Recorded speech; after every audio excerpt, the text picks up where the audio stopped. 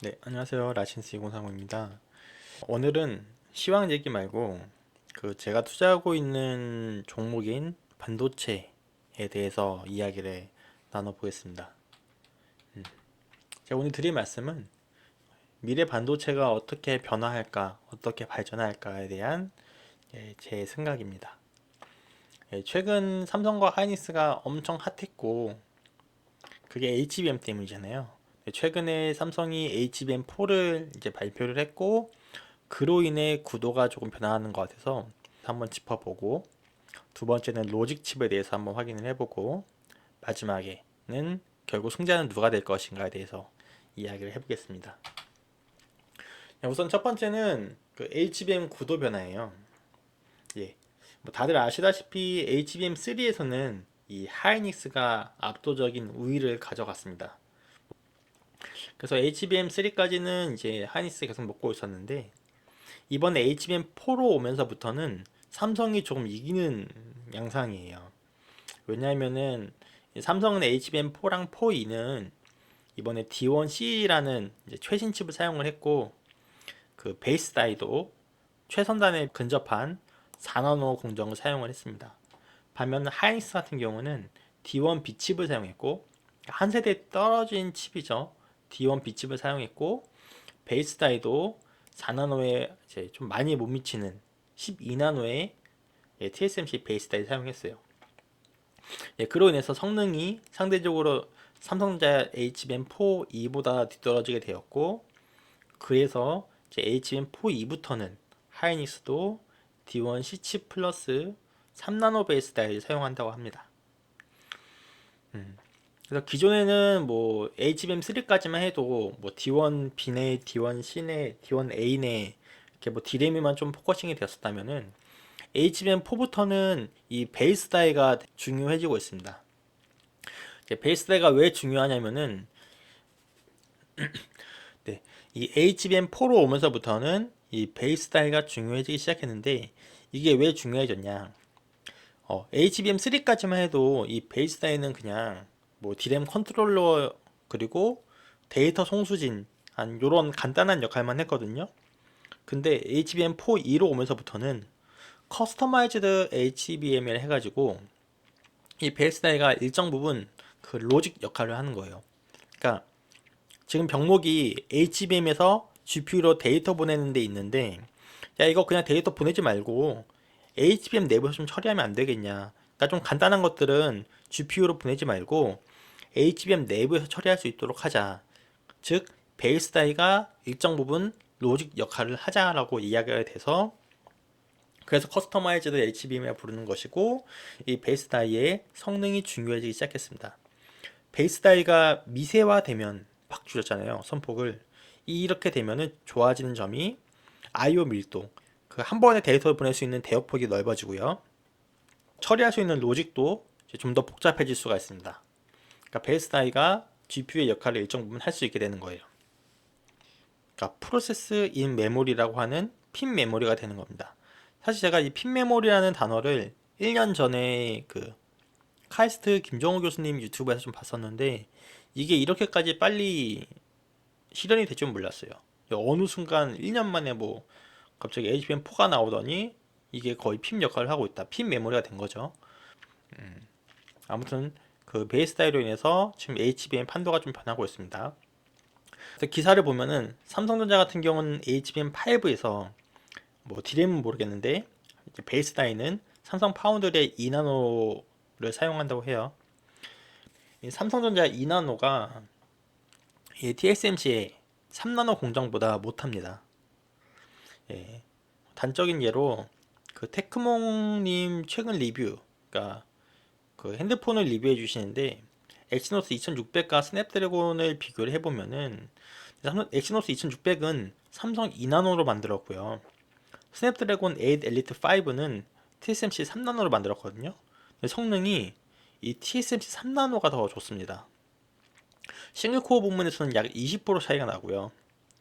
전성비도 더 좋습니다. 물론 설계단의 차이도 있겠지만 우선은 보면 그래요.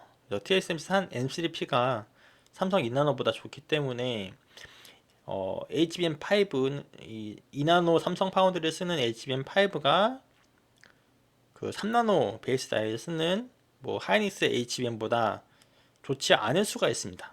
성능적으로는 좀 밀릴 수가 있는데, 반면 장점은 뭐냐면은 삼성이 다 만들잖아요. 드램도 삼성이 만들고 베이스 다이도 삼성이 만드니까 가격이 싸요. 가격이 싸죠. 반면에 하이닉스 같은 경우는 드램 주구장창 만들어서 뭐 HBM 만들어서 팔려고 했는데 결국 베이스 다이를 사와야 되는 거예요. 근데 이 TSMC 3나노 공정이 엄청 비싸거든요. 그 돈을 주더라도 살 수 있을지도 몰라요. 왜냐면은 이미 캐파가 부족하니까. 캐파적인 문제도 있고 비용적인 문제도 있어가지고 HBM4 이후부터는 하이닉스의 그 수익성이 제한될 가능성이 있다고 저는 보고 있어요. 기존 HBM3에서는 막 있는 대로 만들어서 다 팔았는데 4 이후부터는 비용도 올라가고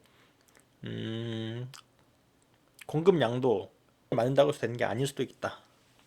그래서 삼성전자가 가지는 해자와 하이닉스가 가진 해자가 다르기 때문에 그런 점을 좀 확인을 해야 될 것 같습니다. 그래서 HBM의 판도는 이렇고요.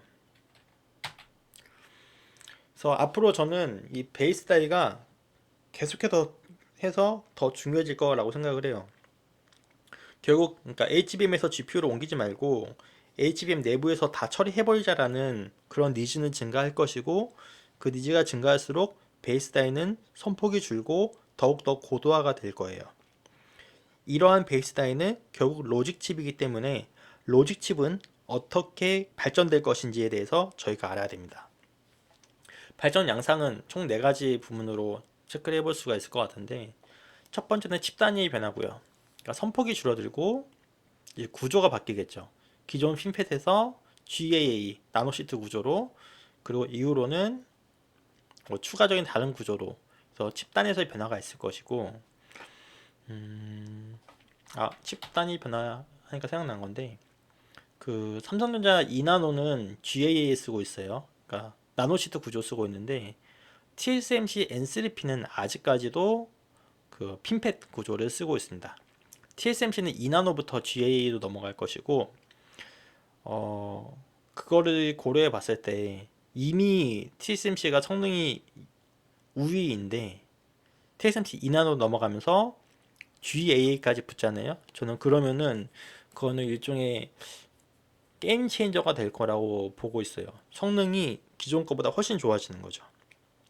그래서 그것이 아마 2026년에 이제 하반기, 중하반기에 나올 거고, 그러면은 또 시장이나 뭐 업계는 이제 깜짝 놀랄 거라고 생각을 합니다. 그래서 아무튼 N2부터 2나노 공정부터 나노시트를 사용할 것이다. 이런 칩 단위 변화가 있고, 두 번째는 이제 소재의 변화예요. 이제 디바이스 아키텍처 같은 경우는 핀팻에서 나노시트, 그러니까 GAA 공정이죠. 그래서 다음은 이제 C팻으로 갈 거고, 그걸 넘어서 이번에 비욘드 실리콘이라 해가지고 그 저희가 채널 소재로, 그러니까 트랜지스터의 채널 소재로 실리콘을 사용하는데, 실리콘 말고 다른 소재를 사용하겠다는 거거든요. 뭐 2D 뭐 트랜지셔널 메탈 이거랑 뭐 카본 나노튜브 이런 거를 이제 연구하고 있다고 합니다. 그래서 소재로부터 오는 그런 개인이 있을 거고, 세 번째는 패키징의 변화입니다. 기존에는 그 칩을 계속 미세화 시켜가지고 칩당 트랜지스터 수를 증가시켜 왔는데, 이제는 칩이 너무 미세화가 돼가지고 이제 물리적 한계에 도달하니까 칩당 트랜지스터 수가 아니라 패키징당 트랜지스터 수를 늘리자. 그와 동시에 다이 간의 물리적 거리를 줄여주는 다이 투 다이 접합을 통해서 데이터가 왔다 갔다 하는 거리를 줄여서 속도를 높이자. 네, 이런 식으로 또 발전을 하고 있습니다. 이거는 TSMC가 제가 알기로는 독보적이에요. 2.5D 같은 경우는 코어스라 해가지고 이미 엔비디아 그리고 애플이 이걸 쓰고 있고, 앞으로는 3D, 그러니까 다이 투 다이 접합을 사용할 겁니다. 이미 3D는 사용을 하고 있습니다. 그 게임 좋아하시는 분은 아실 텐데, 그 AMD CPU 중에 그 X3D가 붙은 게 있어요. 그거는 이제 CPU 다이 위에다가 SRAM을 그 다이 투 다이 본딩을 한 건데 이렇게 되면은 속도가 정말 빨라지거든요. 왜냐면 데이터 송수신하는 그 거리가 매우 짧아지기 때문에 속도가 많이 올라가요. 그래서 실제로 X3D 같은 경우는 뭐 X3D가 아닌, 그러니까 SRAM이 다이 투 다이 붙지 않은 일반 칩 대비해서 되게 비싸지만 성능은 월등히 좋습니다. 그래서 그것들은 이제 3D 접합인 거고, 네 번째로는 이제 통신 방식의 변화가 있습니다. 이번에 또 화제가 된 것 같은데, 기존에는 구리선으로 이제 통신했잖아요. 뭐 전자들이 왔다 갔다 하면서. 근데 이제는 그것마저도 병목이 생기고 전력 소모가 심하니까 구리 통신 말고 광통신을 이용하자. 그래서 앞으로는 이 1, 2, 3, 4를 통해서 로직 칩이 많이 발전할 것이다. 이번에 아이맥, 그러니까 아이맥에서 기사를 하나 냈는데 3월 18일날 하이 NA EUV 시스템을 도입했대요. 그 세계 최고의 반도체 연구 단지인데 얘네가 개발한 기술은 R&D 시작하고 나서 이제 인더스트리 산업계에서 실용화되는데 한 6년에서 10년 정도 걸려요. 그러니까 하이 NA가 지금 2026년부터 시작을 했다고 하면은 이제 빠르면은 2030년, 뭐 늦으면은 2035년쯤에 실용화가 될 거고, 그땐 또 이제 로직 칩이 많이 발달했을 거고, 베이스 다이 또한 엄청나게 발전해 있겠죠. 그래서 그때는 AI의 성능 또한 그 성능이랑 전력 효율 이런 것도 엄청나게 발전이 돼 있을 거예요. 저는 개인적으로 이 AI의 발전이 뭐 소프트웨어적인 발전도 있지만 하드웨어 발전이 정말로 큰 부분을 차지한다는 생각을 하거든요. 뭐 구글이나 뭐 오픈 AI, 뭐 클로드 이런 쪽에서 소프트웨어 발전시키고 TSMC랑 뭐 아이맥 이런 데서 하드웨어를 발전시키면은 이것들이 시너지 곱해지면서 엄청나게 큰 성능 향상을 이룰 거라 생각을 합니다. 그래서 AI는 지금 이야기되고 있는 병목들, 뭐 전력이나 효율 이런 것들을 극복을 할 수 있을 거라 생각을 해요. 아무튼 반도체가 이렇게 발전하고 있고, TSMC가 그리는 로직 칩의 발전 과정을 이뤘습니다. 그럼 저희는 투자자로서 결국 누가 승자가 되고 누가 돈을 벌 것이냐가 궁금하잖아요.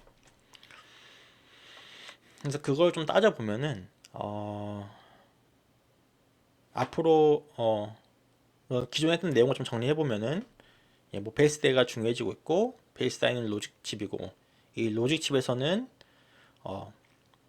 패키징이랑 뭐 소재 변화가 주다.